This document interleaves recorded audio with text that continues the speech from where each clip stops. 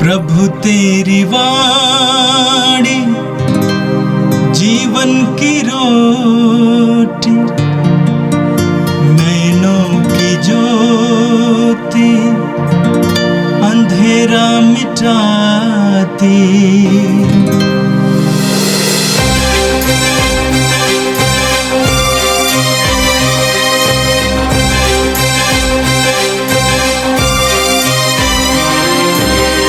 प्रभु तेरी वाणी जीवन की रोटी, नैनों की ज्योति अंधेरा मिटाती।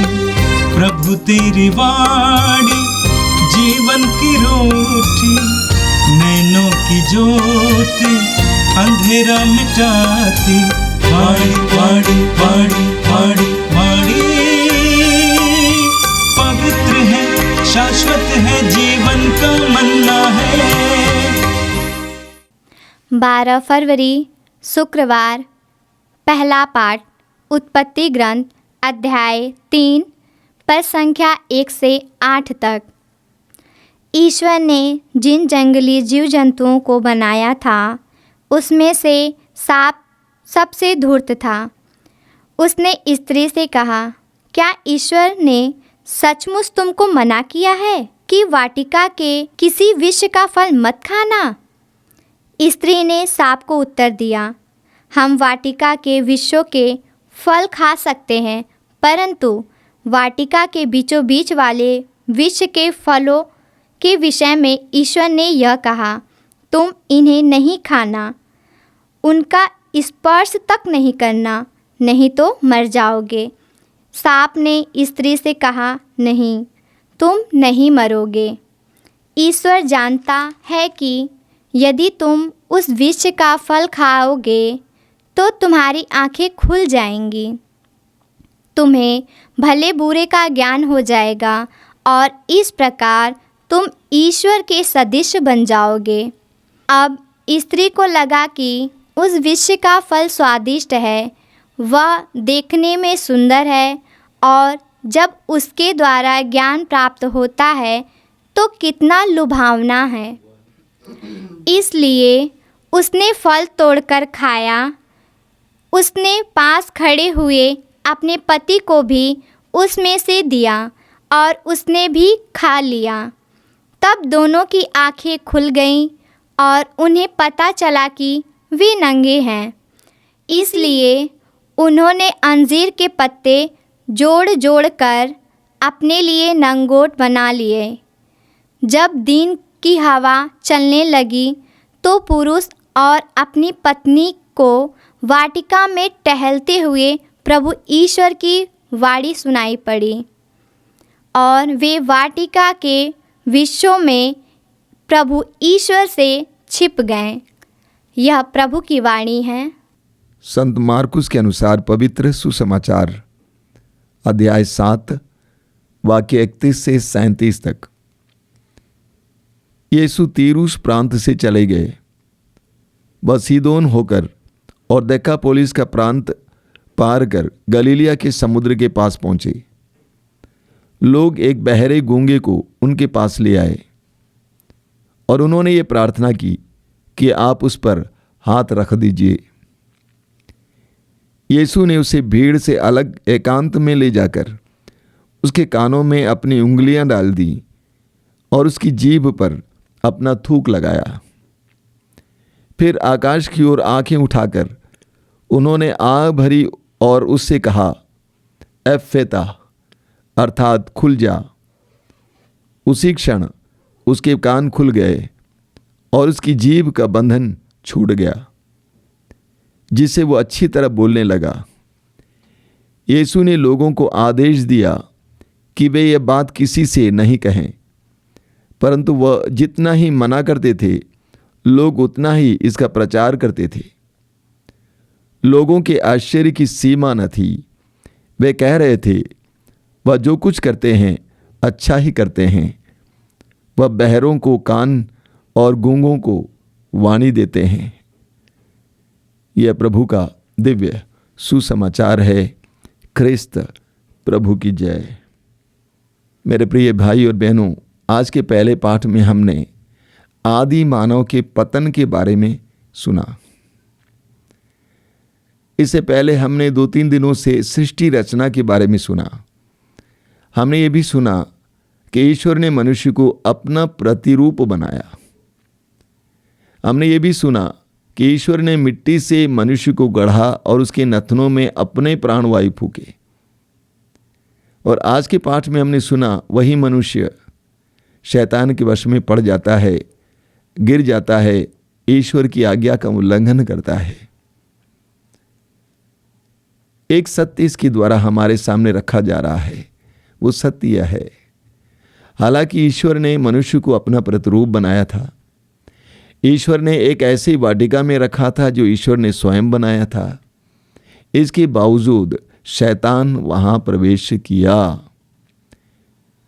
यानी there is no Satan proof place and person, यानी कोई ऐसा स्थान नहीं है जहां शैतान नहीं आ सकता है, और कोई ऐसा व्यक्ति नहीं है जिसको शैतान प्रलोभन में डाल नहीं सकता है या जिसके पास प्रलोभन नहीं ला सकता है।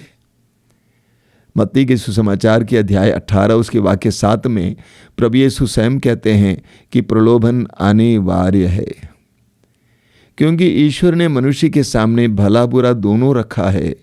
चुनना मनुष्य का काम है। आगे हम पतन के बारे में पढ़ते हैं कि शैतान वार्तालाप शुरू करता है सांप के द्वारा और नारी उसको साथ देती है। शैतान वार्तालाप शुरू करता है, नारी उसको साथ देती है। नारी को यीशु की तरह कहना चाहिए था, हट जाओ शैतान, लेकिन शैतान ने वार्तालाप शुरू किया और नारी साथ देती हैं, बोलती हैं, जवाब देती हैं। जब भी हम शैतान के साथ इसी तरह वार्तालाप शुरू करेंगे किसी भी रूप में, हम हार जाएंगे। शैतान को दूर रखना है, हट जाओ शैतान। दुनिया में बहुत सारे लोग, बहुत सारी परिस्थितियां हमें लुभाने वाली आएंगी, मोहित करने वाली आएंगी, प्रलोभन देने वाली आएंगी। हमें प्रभु के वचन के अनुसार बोलना है, हट जाओ शैतान। कोई बातचीत नहीं करनी है। कितना फायदा है, कितना घाटा है। बहुत सुंदर बात है। आगे हम पढ़ेंगे शैतान ने क्या किया। हेवा के मन में सबसे पहले लालच का बीज रोपा। इस फल को खाने से तुम्हारी आंखें खुल जाएंगी और तुम ईश्वर के सदृश बराबर बन जाओगे। लालच का बीज रोपा। उसके बाद शैतान ने उसके मन में संदेह का बीज रोपा। तुम्हारे ईश्वर ने जो कहा है वो सही नहीं है, मैं जो कहता हूं वही सही है। संदेह रोपा, और वो संदेह नारी और नर दोनों को ले डूबता है। जहां संदेह आ जाता है ईश्वर पर, ईश्वर की वाणी पर, ईश्वर की प्रतिज्ञाओं पर, ईश्वर के आदेशों पर, जहां संदेह आ जाता है वहां हम गिरने लगते हैं। बड़े मजे की बात है, उसके बाद वहां पर सर्प दिखाई नहीं देता है, शैतान दिखाई नहीं देता है, क्योंकि शैतान को जो करना था वो उसने कर डाला। लालच का बीज रोपना और संदेह का बीज रोपना। हमारे जीवन में भी शैतान इसी तरह कार्य करता है। लालच लाता है, ईश्वर पर संदेह लाता है, और वहां हमारा पतन हो जाता है। हेवा ने खाया, पति को भी खिलाया। एक व्यक्ति के द्वारा पाप आता है, रोमी अध्याय 5 वाक्य 12। एक ही व्यक्ति के द्वारा पाप आता है, पूरे परिवार में फैल जाता है, क्योंकि परिवार सतर्क नहीं है।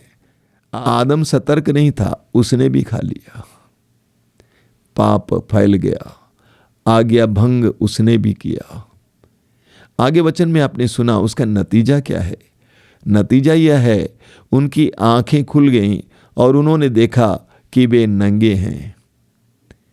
उनकी आंखें खुल गई। कौन सी आंखें हैं? आंतरिक आंखें। और उन्होंने देखा कि वे नंगे हैं। कैसे नंगे थे? आप पढ़ेंगे उत्पत्ति ग्रंथ अध्याय 2 के वाक्य 25 में कि वे नंगे ही थे, कोई वस्त्र नहीं पहनते थे। यानी इस नग्नता का किसी वस्त्र से कोई मतलब नहीं है। आंतरिक रूप से उन्होंने देखा कि हम नंगे हैं, हम शून्य हैं, हम कुछ नहीं हैं। हमने जो सपना बांधा था, शैतान ने जो प्रतिज्ञा की थी, वादा किया था, व्यर्थ है, ठीक विपरीत घटित हुआ है। हर मनुष्य के पतन के बारे में भी हम यही कह सकते हैं। आदि मानव के पतन की ये कहानी हम में से हर एक मनुष्य के पतन की कहानी है। शैतान प्रलोभन लाता है, उसके बाद वो गायब हो जाता है और हम पाप करते हैं। ईश्वर से ज़्यादा हम दुनिया पर विश्वास करते हैं, लोगों पर विश्वास करते हैं और नतीजा हमारे सामने है। हम अपने में खालीपन महसूस करते हैं, हम ईश्वर से भाग जाते हैं, हम छिपने लगते हैं। आदि मानव के पतन की कहानी हमारे लिए एक बहुत बड़ी सबक है, शिक्षा है, एक रहस्य का उद्घाटन है। हम इससे सीखें। और आज के सुसमाचार में हमें एक सुंदर घटना के बारे में पढ़ने को मिलता है। प्रभु यीशु एक बहरे गूंगे को चंगा करते हैं। सबसे पहले लोगों ने बड़े विश्वास के साथ यीशु के सामने उसको ले आया और लोगों ने क्या कहा, बहुत सुंदर है। लोगों ने कहा कि आप उस पर हाथ रख दीजिए, बस आप उस पर हाथ रख दीजिए, वो चंगा हो जाएगा। लोगों के विश्वास को देखिए। लोगों ने विश्वास किया था पहले से ही कि यीशु उस पर हाथ रख देंगे तो चंगा हो जाएगा। और प्रभु यीशु उस बहरे गूंगे को एकांत में ले जाते हैं, भीड़ को छोड़कर एकांत में ले जाते हैं। देखिए, सुसमाचार में हम पढ़ते हैं कि प्रभु जहाँ कहीं भी जाते थे वहाँ पर भीड़ की भीड़ इकट्ठी होती थी और प्रभु यीशु भीड़ से घिरे रहते थे। लेकिन प्रभु यीशु भीड़ को छोड़कर कभी कभी अकेले चले जाते हैं। भीड़ को छोड़कर प्रभु जकेउस के घर चले गए। भीड़ को छोड़कर प्रभु ने उस अंधे को दृष्टिदान दिया। तो प्रभु यीशु के पीछे अगल बगल में भीड़ हुआ करती थी, लेकिन प्रभु एक एक व्यक्ति पर दृष्टि लगाए हुए थे। व्यक्तिगत प्रेम, ईश्वर का व्यक्तिगत प्रेम। यीशु उस बहरे गूंगे को अलग एकांत में ले जाते हैं, सबको दूर रखते हैं। उस बहरे गूंगे के प्रति ईश्वर के प्रेम का सुंदर एक उदाहरण है, नमूना है यहाँ पर। उसके बाद प्रभु यीशु ने अपनी थूक उठाया और उसकी जीभ पर रख दिया। हालांकि गंदा लगता है, लेकिन प्रभु पवित्र थे, ईश्वर थे, ईश्वर के पुत्र थे। उन्होंने थूक उसकी जीभ पर लगाया और उसे आदेश दिया। क्या आदेश दिया? एफेता, यानी खुल जाओ। और उसकी जीभ खुल गई और वो अच्छी तरह बोलने लगा। बहुत सुंदर है। प्रभु के पास आने के बाद वह बोलने लगा, बोलने ही नहीं लगा बल्कि अच्छी तरह बोलने लगा। हम सबको इसी तरह प्रभु के करीब आने की जरूरत है। एकांत में यीशु के पास, एकांत में यीशु के साथ, तब प्रभु हमारे बंधन को खोल देंगे। कई लोग बोलने को डरते हैं, कई लोगों की भाषा बहुत खराब होती है, कई लोगों की जुबान से गंदगी निकलती है, कई लोगों की जुबान से दूसरों के बारे में बुराई निकलती है। हमें भी स्वच्छ होने की ज़रूरत है, हमें भी स्वतंत्र होने की ज़रूरत है। प्रभु यीशु से प्रार्थना कीजिए, प्रभु मेरे सामने भी आदेश दीजिए, एफेथा, खुल जा, ताकि मैं भी अच्छी तरह बोल सकूं, मेरी भी बोली अच्छी हो जाए। उसके बाद प्रभु यीशु ने लोगों से कहा कि किसी को नहीं कहना। पूरे मार्कुस के सुसमाचार में हमें प्रभु यीशु को इस तरह आदेश देते हुए देखते हैं, क्योंकि प्रभु यीशु के चारों ओर भीड़ रहती थी। वचन में आपने सुना कुछ दिन पहले कि वह कहीं भी नहीं जा पाते थे, भीड़ उनको घेर लेती थी। इसलिए प्रभु ने लोगों से कहा प्रचार नहीं करना। लेकिन इसके बावजूद हमने सुना कि वे लोग जाकर प्रचार करने लगे। यानी उनके दिल में यीशु के उस अनुभव का एक बहुत सुंदर प्रतीक है।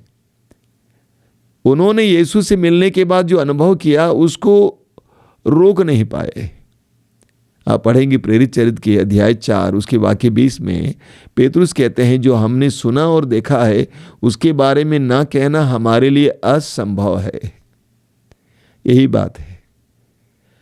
उनको यीशु भी नहीं रोक पाए, वे चारों ओर घूम घूम कर उस अनुभव को बांटने लगे और लोग आश्चर्यचकित हो गए इतने बड़े चमत्कार को देखकर। और लोगों ने कहा, वह जो कुछ करता है अच्छा ही करता है। यीशु के कार्यों को देखकर लोगों ने कहा कि वो जो कुछ करता है अच्छा ही करता है। आपको याद होगा, एक बार प्रभु के वचनों को सुनने के बाद एक नारी ने भीड़ में से कहा, धन्य है वह गर्भ जिसने आपको धारण किया और धन्य है वे स्तन जिससे आपने पिया। यीशु को सुनने के बाद, यीशु को देखने के बाद, यीशु के वचनों को सुनने के बाद, उनके कार्यों को देखने के बाद लोग भी कहते थे ये सब कुछ अच्छा करते हैं। क्यों सब कुछ यीशु अच्छा करते थे? क्योंकि यीशु अच्छे थे। अच्छाई से अच्छाई उत्पन्न होती है, बुराई से बुराई उत्पन्न होती है। प्रभु ने स्वयं कहा है लूकास अध्याय 6 वाक्य 45 में कि अच्छा व्यक्ति, भला व्यक्ति अपने अच्छे भंडार से अच्छी चीजें बाहर लाता है, बुरा व्यक्ति अपने बुरे भंडार से बुरी चीजें बाहर लाता है, क्योंकि जो हृदय में भरा हुआ है वही मुंह के द्वारा बाहर आ जाता है। हम जब अच्छे हो जाएंगे हमारे अंदर से अच्छाई निकलेगी, जब हम बुरे रहेंगे हमारे अंदर से बुराई निकलेगी। प्रभु यीशु हमारे लिए एक महान आदर्श है।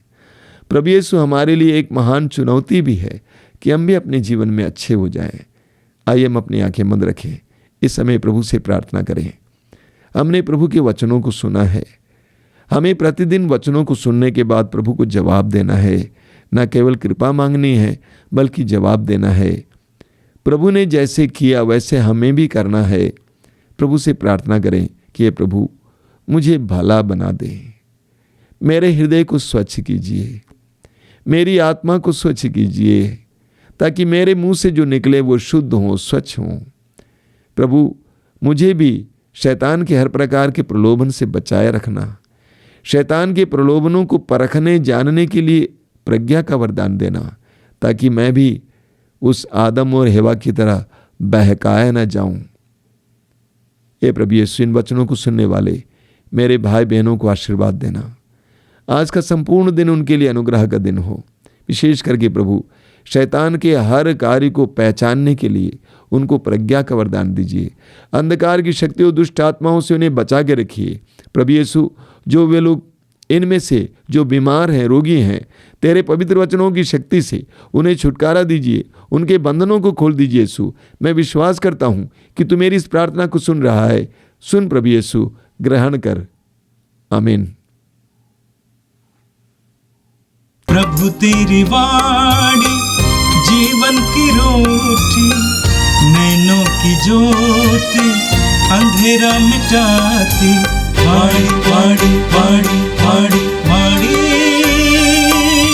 पवित्र है, शाश्वत है, जीवन का मन्ना है।